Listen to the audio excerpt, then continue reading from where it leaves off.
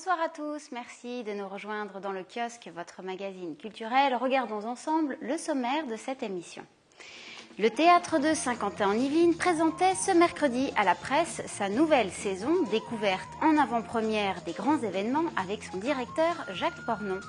Lundi se tenait à Paris la finale du trophée d'impro culture et diversité. Parmi les 5 villes participantes, les collégiens de Trappes défendaient leur ville pour la 4e année. Une finale marquée par la présence inattendue du président de la République. L'espace de Coville de Voisins va vibrer samedi 31 mai pour la 4e édition de Metalsphère, un concert en plein air dédié au métal alternatif. Nicolas Gervais nous présente le programme de la soirée. Ce matin, le Théâtre de Saint-Quentin-en-Yvelines présentait à la presse en avant-première la programmation de sa nouvelle saison. Je vous propose de découvrir quelques-uns des 50 spectacles qui seront présentés. Il y a quelques artistes qui reviennent régulièrement, dont on aime bien suivre le parcours d'année après année. Bon, on peut citer Sonia Villers-Atherton qui ouvre la saison. Donc ce sera peut-être la 4e ou 5e apparition de ces dernières années. Dans une création, un hommage à Nina Simone, dont j'attends beaucoup, parce qu'elle va rendre hommage à la musicienne incroyable qu'était Nina Simone. On a effectivement Decoufflé, qui revient avec une forme cabaret, qui raconte la création d'une comédie musicale. Donc ça va être quelque chose je pense, de très, très, très drôle et en même temps de très beau plastiquement et musicalement aussi, comme sait le faire Decoufflé. On a des formes nouvelles aussi, je parle par enchaînement, mais avec le cabaret, puisqu'on a parlé du cabaret discrépant, on peut parler de Decoufflé, on peut parler aussi d'une proposition de Mark Tompkins qui est ouvertement liée au cabaret, on peut parler de Rose is a Rose, donc on a une forme artistique qui est très peu présente, ou presque jamais présente dans la programmation, qui va être présentée cette fois-là. On a de grandes figures de la danse internationale qui vont venir à Saint-Quentin-en-Yvelines, et notamment Alonzo King pour la première fois, à Saint-Quentin-en-Yvelines.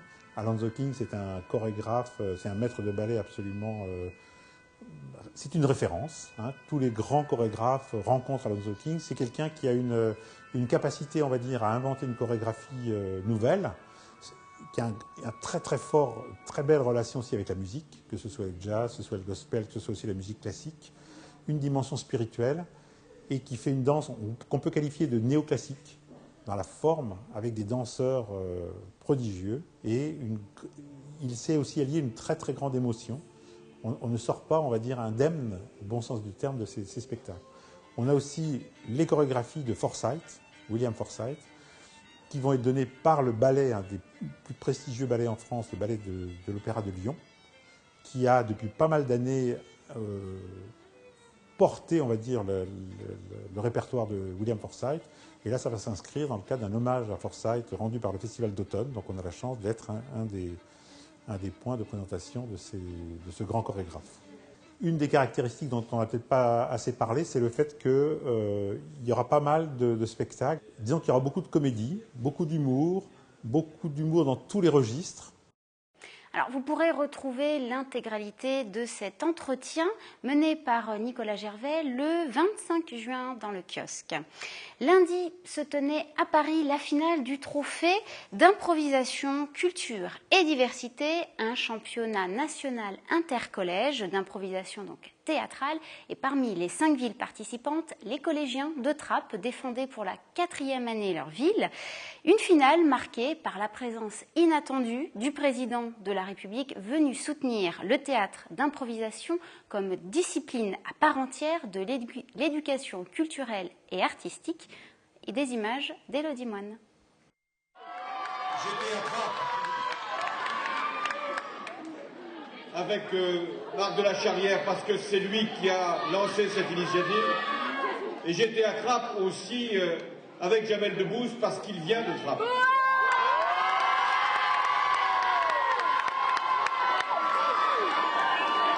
Et qu'il m'avait convaincu de venir assister à un match d'improvisation théâtrale. Il l'avait promis à Trappes en février dernier et il l'a fait. François Hollande était lundi au théâtre Le Comédia à Paris pour remettre le trophée d'impro culture et diversité, un championnat national intercollège d'improvisation théâtrale. 5 villes participaient au tournoi, Bordeaux, Lille, Rochefort, Trappes et cette année, Paris entrait dans la compétition. Venus en invité surprise, ce sont des mains du président de la République que les jeunes gagnants bordelais se sont vus remettre le trophée d'impro 2014. Et l'équipe de Bordeaux. Créé il y a 4 ans par la Fondation Culture et Diversité et Jamel Debbouze, parrain de l'événement, qui a lui-même fait ses premiers pas de comédien grâce au théâtre d'impro. Tout a changé, la culture a mué, tous les gamins sont plus du tout les mêmes, ils ont une autre énergie, ils ont d'autres problématiques, ils ont d'autres sujets de conversation, ils ont d'autres rapports à tout, donc sur la patinoire on l'entend, on voit bien, ils exorcisent tout, donc il suffit juste d'entendre un peu. Et je vous assure que c'est impressionnant, c'est une étude sociologique marrante, un match d'impro.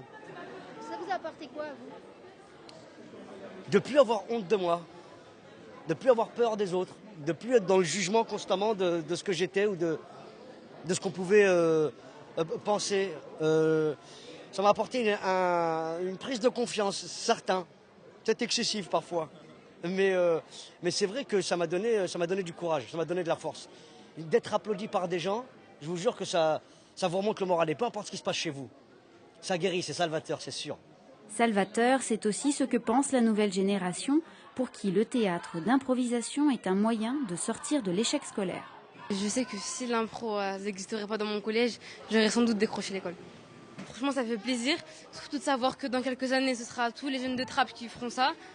On a les larmes aux yeux quand on se dit que c'est à l'origine de nous, c'est impressionnant. C'est la meilleure moyen de représenter les jeunes de France. Avec la collaboration de la mythique compagnie d'improvisation théâtrale Déclic Théâtre, reconnue à Trappes pour ses actions en faveur de l'éducation artistique et culturelle auprès des collégiens, le trophée d'impro culture et diversité a pour objectif d'étendre au niveau national cette pratique artistique. Ce qui est très important justement, c'est ça, c'est que ça devienne une pratique culturelle et artistique et pas seulement un truc qu'on fait pour rigoler. Ça fait très longtemps qu'il existe des ligues d'impro, ça fait très longtemps qu'on travaille en improvisation théâtrale avec les enfants, avec les ados et avec les adultes, en professionnel, en amateur, et c'est bien qu'enfin le monde de la culture commence à se dire que c'est vraiment de l'art, c'est vraiment de la culture, c'est vraiment des productions artistiques intéressantes, parce qu'elles sont éphémères et que c'est ça qui est chouette. Et du coup, la présence du président de la République aujourd'hui, c'était aussi une reconnaissance institutionnelle du match d'impro dans le cadre de l'éducation artistique et culturelle. On est en train de travailler avec le ministère de la Culture, le ministère de l'Éducation nationale pour cette reconnaissance. Donc c'est quand même un grand pas pour le match d'impro cette année. Le président de la République, 2 ministres présents ce lundi, celui de l'Éducation et de la Culture, en effet, un grand pas pour l'improvisation théâtrale qui, forte de cette reconnaissance institutionnelle, invite de nouvelles villes à rejoindre le trophée d'impro. Alors, au cours de sa visite, François Hollande a annoncé qu'il souhaitait que l'option théâtre puisse être encouragée dès le collège. Aurélie Filippetti, ministre de la Culture, approuve cette proposition. On l'écoute. De faire que l'option théâtre, qui existe déjà au niveau du baccalauréat, puisse être encouragée dès le collège pour que vous puissiez aller dans cette direction. Je suis heureuse que le président de la République soit attaché à la défense du théâtre et du théâtre au collège, parce que c'est comme ça qu'on peut découvrir, qu'on peut faire aimer le théâtre et qu'on peut emmener les jeunes sur le chemin de la culture. De l'Éducation nationale, Benoît Hamon, également présent ce lundi lors de la finale du trophée Impro Culture et Diversité, nous a confié penser à inclure le théâtre d'impro comme une des disciplines pouvant être proposées dans le cadre des rythmes scolaires. On l'écoute également. Je trouve ça remarquable d'imagination, de drôlerie, puis en plus surtout un match d'impro, on improvise mais il y a des règles et ça prend tout ça à la fois. Et ce qui m'amène à penser que dans le cadre de la fameuse réforme des rythmes scolaires, qui permet ou qui encourage les villes à proposer des activités au-delà du temps d'école, ben voilà une chose qu'il va peut-être falloir qu'on développe et qu'on travaille. Avec la réforme des rythmes, on a une belle occasion pour peut-être dupliquer les matchs d'impro, mais progressivement, il ne s'agit pas de faire n'importe quoi, il faut y aller doucement, mais je pense que c'est une belle idée. Voilà. En marge du trophée, Alain Degois dit Papy, le fondateur de la compagnie Déclic Théâtre, qui pendant 20 ans a œuvré à défendre le théâtre d'impro, s'est vu remettre la médaille de chevalier des arts et des lettres, entouré des ministres de la culture et de l'éducation, une reconnaissance de la pratique de l'improvisation théâtrale comme un art à part entière.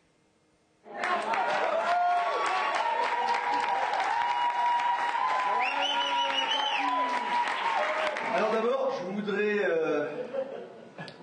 faire part de ma déception.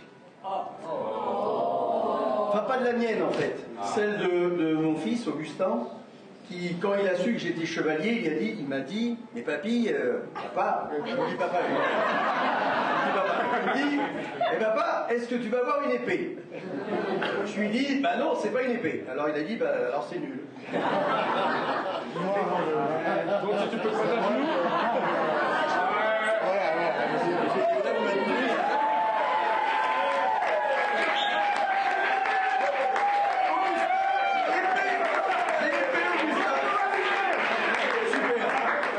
Chevalier des arts et des lettres, c'est-à-dire que ça ne m'effleurait même pas à l'esprit.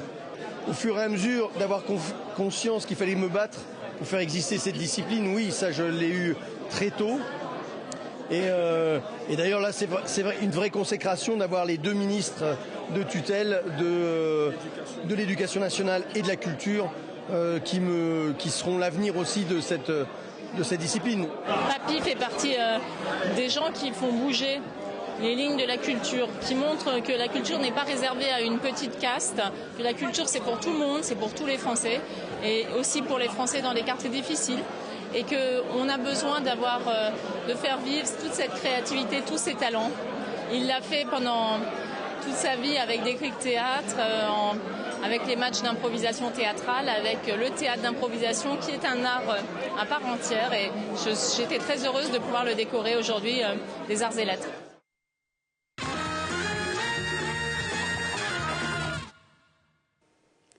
Les talents de demain seront peut-être samedi 24 mai sur la scène du pôle musical Blaise Pascal à Magny-les-Hameaux. La 3e édition du concert La Voix en scène se prépare. Nous avons suivi les répétitions des images de Claire Cambier.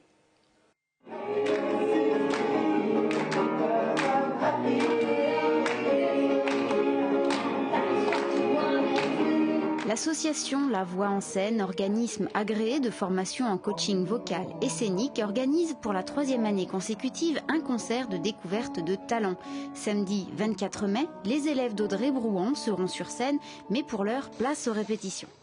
Cette année, on a vraiment choisi une formule acoustique, à la différence des 2 éditions précédentes où on était sur un live complet. Et là, du coup, guitare-voix, piano-voix, c'est ce qui en fait fait cette harmonie. Eux, ça leur permet de travailler sur un projet, donc déjà, d'avoir un objectif. Et puis, par exemple, pour les amateurs, ils se préparent, il a ses musiciens, il répète, il doit travailler la technique vocale, il doit travailler la scène, il y a tout un processus autour de ça, leur donner accès à ça aussi.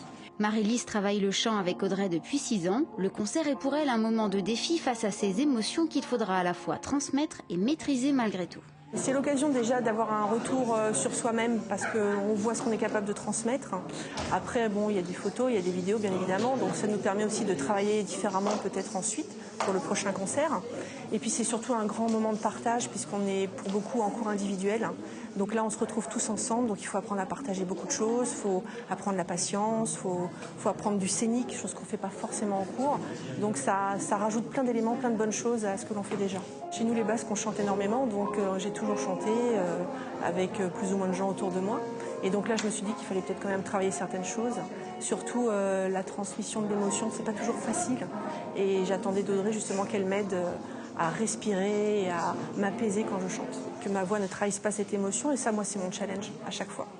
Michel est auteur, compositeur et interprète. Après 4 années de cours de chant, ses attentes portent aujourd'hui avec Audrey sur du coaching scénique. La voix en scène représente une formidable expérience d'interprétation sur scène de ses propres compositions. Dans mes chansons, j'essaye de donner un maximum de poids aux mots. Et c'est important pour moi d'être à fond dans l'interprétation scénique. Petit à petit, on apprend à se déplacer un peu mieux, on apprend à regarder aussi le public, à se fixer un peu sur, à fixer son regard. Et puis on apprend à développer aussi des attitudes pour être un peu plus dans ses textes.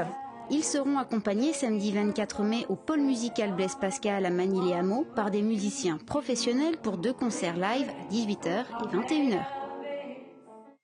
Samedi 31 mai, c'est l'espace de Coville de Voisins-le-Bretonneux qui va vibrer au son du métal pour la 4e édition de Metal Sphère, un concert en plein air dédié donc au métal alternatif. Nicolas Gervais nous présente le programme de la soirée. Le 4e opus de Metal Sphère conçu par Métasens, le festival dédié au métal. C'est le 31 mai.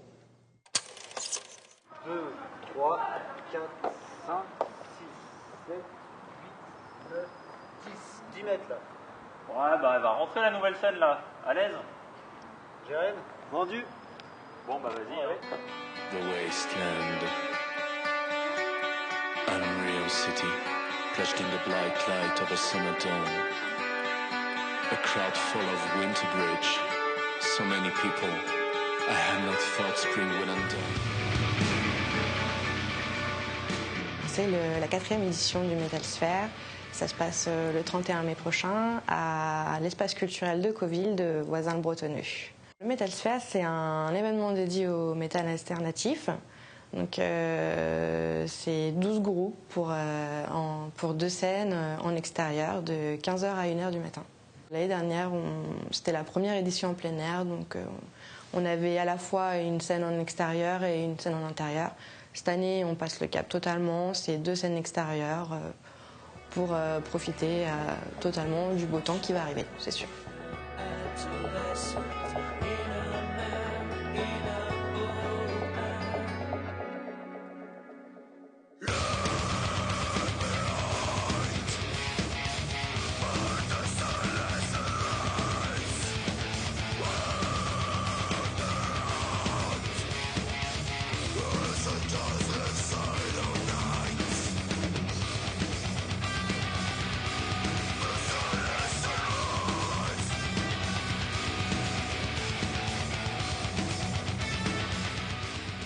Des groupes assez pointilleux, assez étranges. Un exemple là qui me vient en tête, c'est Acil, c'est un groupe d'ethnique métal. Donc en fait, leur principe, c'est de mélanger métal à de la musique d'origine arabo-berbère.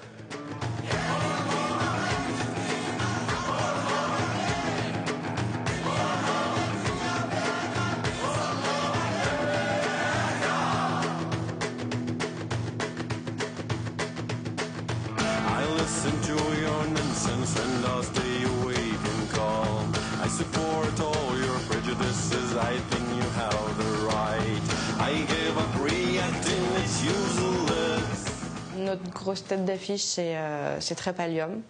C'est un groupe de death metal un peu moderne.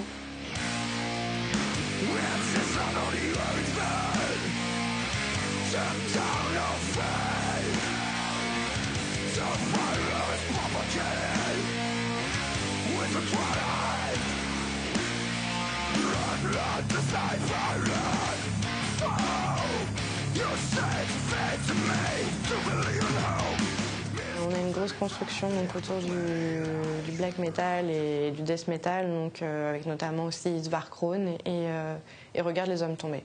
L'idée du Metal Sphère, c'est aussi de construire une programmation avec des groupes locaux qui sont assez fédérateurs, donc notamment Back in Pain qu'on connaît bien à Métasauce, parce qu'ils ne sont pas pour rien dans la création du Metal Sphère. C'est une idée d'eux à la base et encore aujourd'hui, ils aident beaucoup dans la création de l'événement. On aura aussi un groupe de Rambouillet qui est Mekaora, un groupe à découvrir qui va vite monter.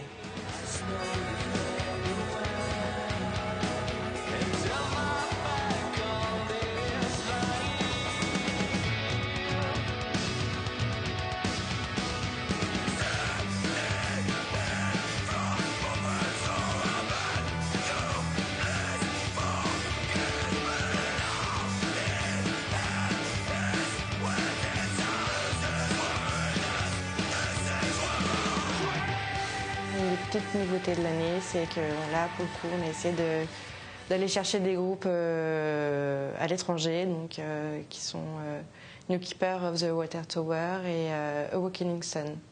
Awakening Sun vient de Lituanie et New Keeper of the Water Tower vient de Suède.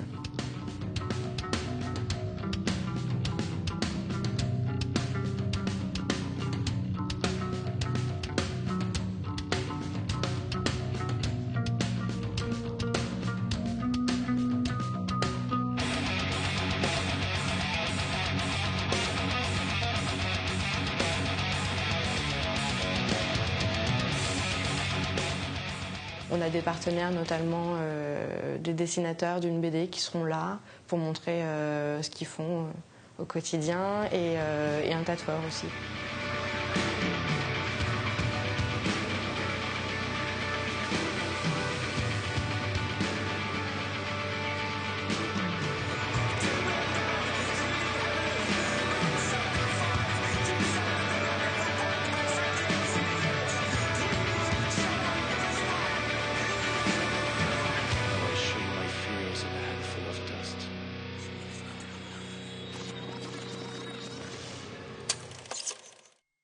Et après la fureur et le métal, un peu de douceur sur le plateau du kiosque avec Aurélia.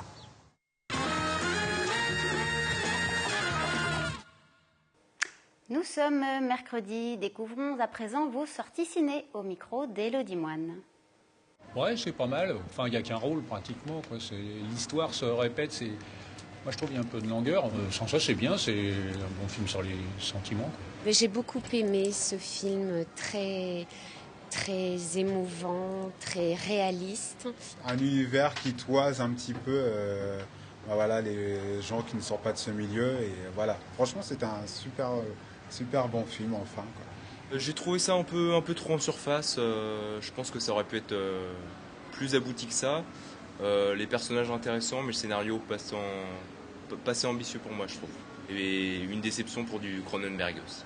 Bonne comédie, parfois un petit peu absurde, mais dans l'ensemble plutôt convenable quand même. Moi, je trouve qu'il est plus fort que les derniers qu'on a vus.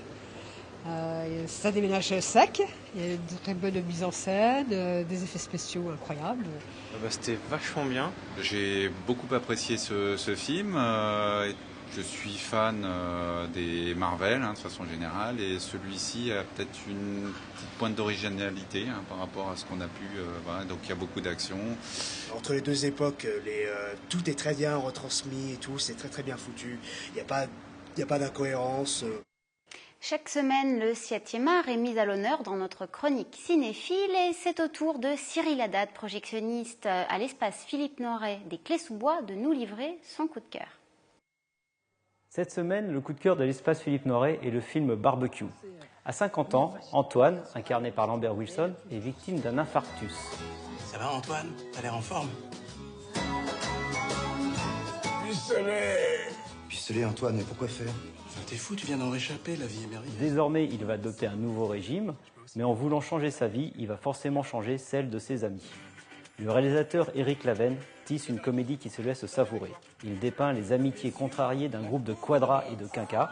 Barbecue fait partager un vrai moment de convivialité. Ce film est un bon divertissement à découvrir cette semaine à l'espace Philippe Noiret.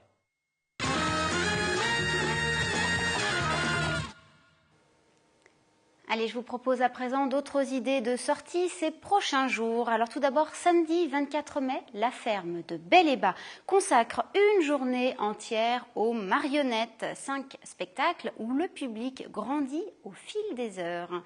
Les solistes de La Ville-Dieu donneront leur dernier concert de la saison, samedi également, et ce sera à 18h à l'auditorium de Trappes. Un programme consacré à Vienne et au romantisme et influence hongroise. Voilà, notre émission est à présent terminée. Merci de nous avoir suivis sur TV Fil. Je vous retrouve donc la semaine prochaine en direct à 18h30 à mercredi.